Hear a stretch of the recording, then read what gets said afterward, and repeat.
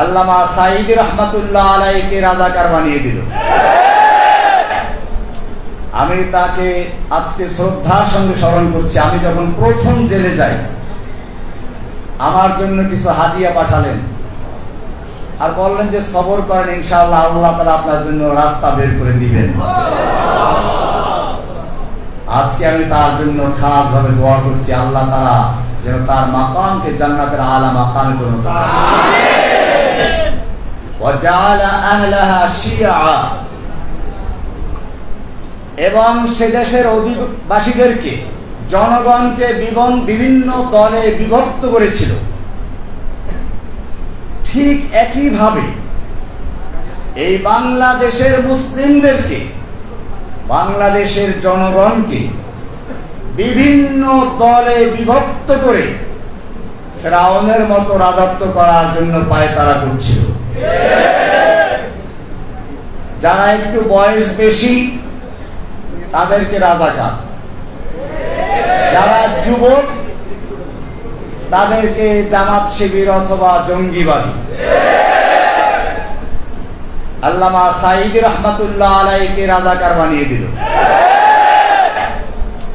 আমি তাকে আজকে শ্রদ্ধার সঙ্গে স্মরণ করছি। আমি যখন প্রথম জেলে যাই, আমার জন্য কিছু হাদিয়া পাঠালেন আর বললেন যে সবর করেন, ইনশাআল্লাহ আল্লাহ তাআলা আপনার জন্য রাস্তা বের করে দিবেন। আজকে আমি তার জন্য খাস ভাবে দোয়া করছি, আল্লাহ তাআলা যেন তার মাকামকে জান্নাতের আলা মাকামে পরিণত করেন। আমি বলছিলাম, এই ফেরাউন যখন বাংলাদেশের বুকে বসে পড়ল, আল্লাহ তাআলা তখন কোন বড় শক্তি দিয়ে তাকে ধ্বংস করেন নাই, বরং স্কুল কলেজের বাচ্চাদেরকে তার বিরুদ্ধে আবাবিল পাখি হিসেবে প্রেরণ করেছেন।